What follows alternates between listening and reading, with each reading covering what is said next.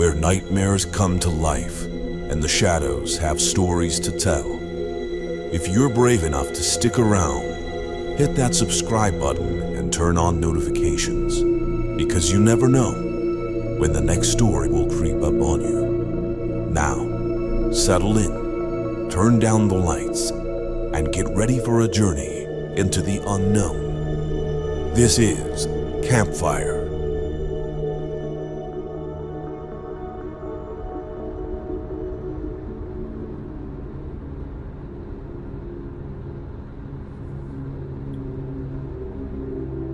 I've always loved long drives.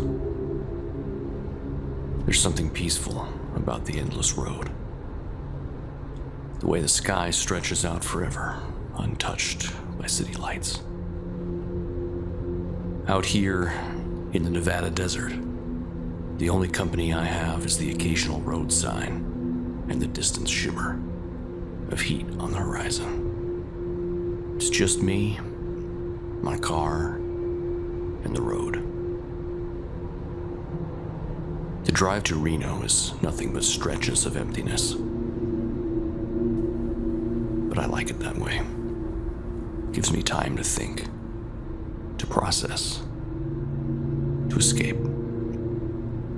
The silence is comforting, a stark contrast to the constant noise of my life. Lately, though, I've been thinking too much. About my wife. About how things have been unraveling between us. The silence isn't as soothing as it used to be. The radio is useless. The FM dial is just dead air, a void of static. I switched to AM, rolling through the frequencies. Static. More static. But then, something. A voice buried beneath the hiss. I turn it up. It's faint, distant, like it's trying to claw its way through the white noise. Old, grainy, like a lost transmission from the past. The voices drift in and out, distorted, like ghosts speaking through time. I don't understand a word, but I keep listening. Something about it holds me there. Then the static shifts. One of the voices says my name. Not just a word, my name. Jason. My grip tightens on the steering wheel. My pulse thuds in my ears. The voice has an accent. Thick, unnatural. But it knows my name. Jason. There's something about the way it says it. Urgent. Like a warning. Something about my wife. My hands go cold. A sick, twisting feeling knots in my stomach. I slam the brakes, pulling over so fast the tires kick up a cloud of dust. My hands ache from gripping the wheel too tight. My phone. I fumble for it, nearly dropping it as I check the screen. No service, of course. I glance at the radio. The voice is fading, swallowed by static. I turn the dial, desperate to pull it back, but it only thickens, like a fog rolling over the airwaves. Then, as if mocking me, the car won't start. Nothing. The silence. It's deafening. I shut off the radio and step out into the desert air. The cold bites at my skin, sharp and dry. Above me, a million stars watch, silent witnesses to whatever this is. The wind kicks up a low howl, stirring the sand around my feet. I light a cigarette, watching the ember flare against the darkness. My phone is dead. Maybe if I walk a little, find higher ground, I'll get a signal. So I start walking. The road stretches endlessly. Every step feels heavier than the last. My shadow flickers beneath the moonlight, stretching and shrinking with each step. I check my phone again. Nothing. Time moves strangely in the desert. The further I walk, the less sure I am of how long I've been walking. Minutes, hours. The stars haven't moved. The cold gnaws at my skin, slipping through my clothes like an unwelcome whisper. I stop. Turn in a slow circle. It's just road, just sand, just emptiness. Then I see footprints. Mine. Leading to nowhere. A chill that has nothing to do with the cold grips me. I turn back. My car is gone. I keep walking, but the car is gone. My breath catches in my throat. I couldn't have walked that far. The desert breathes around me, a whisper of wind curling the silence. I turn again, my pulse hammering in my throat. The shadows around me seem darker now, stretching out toward me, shifting in a way that doesn't seem natural. Something moves in the distance, a shape I can't quite make out, a shadow detached from its source. Then, static. Faint at first. A whisper on the wind.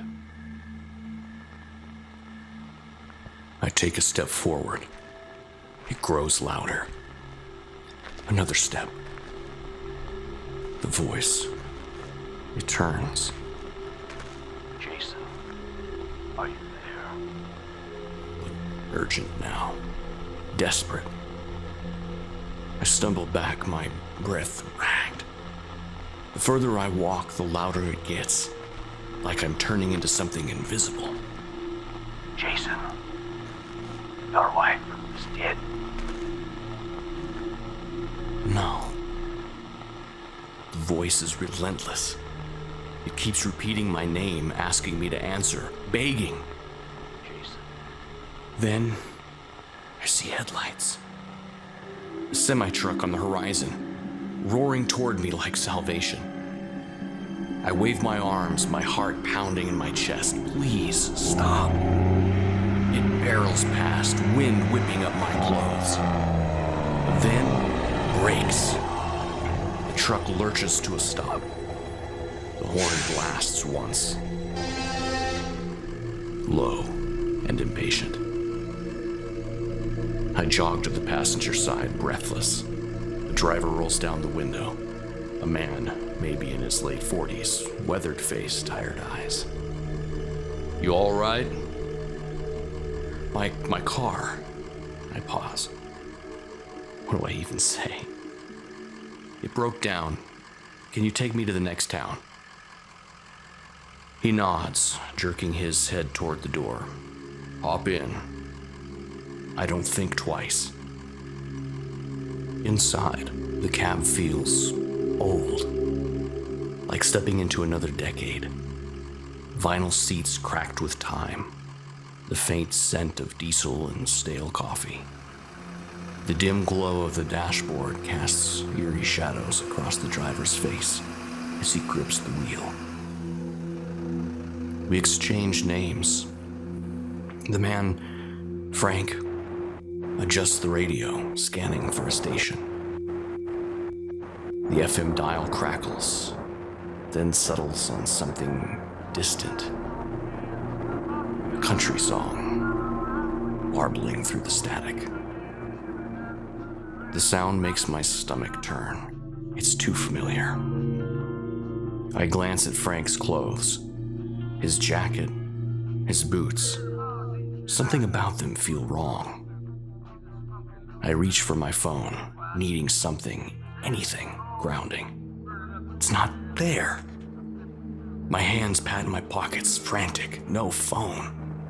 I suck in a sharp breath. I drop my phone. Frank frowns. Phone. I stare at him. Yeah, my cell phone. His expression doesn't change. What the hell's a cell phone? The radio crackles, the song fades. A voice replaces it, smooth and familiar. You're listening to 87.9 KTRU Breaking News. I freeze. The blood drains from my face. A woman was found dead outside an apartment in Winnemucca. A note was found on the body. It simply read, Jason.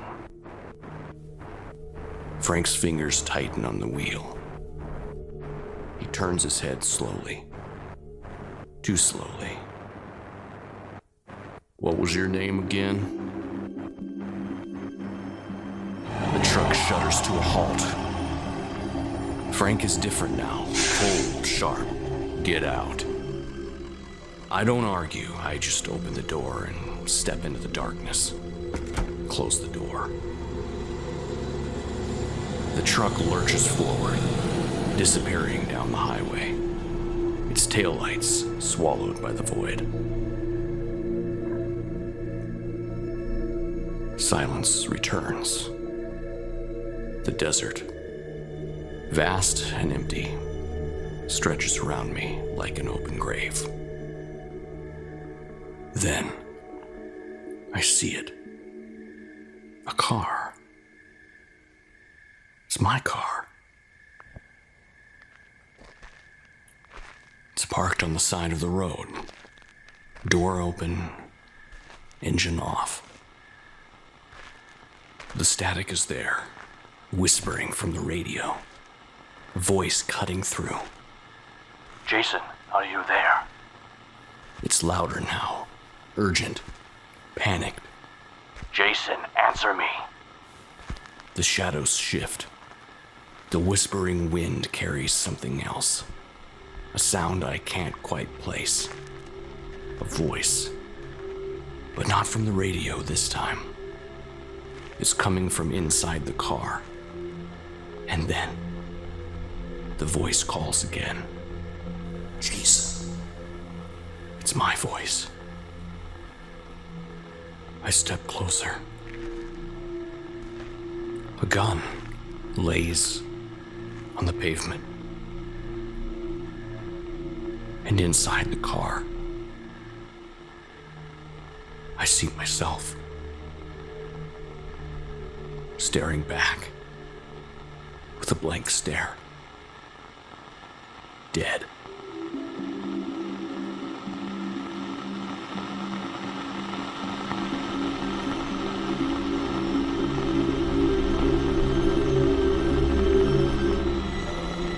If tonight's story left you with a lingering chill, make sure to like, subscribe, and share it with someone you know who loves a good thrill. Until next time, stay vigilant and keep the fire burning. Campfire is a Stonegate creative production and was created by Michael D. Gough, Audrey Gough, and Aaron McCulloch. For more information, visit www.stonegatecreative.com.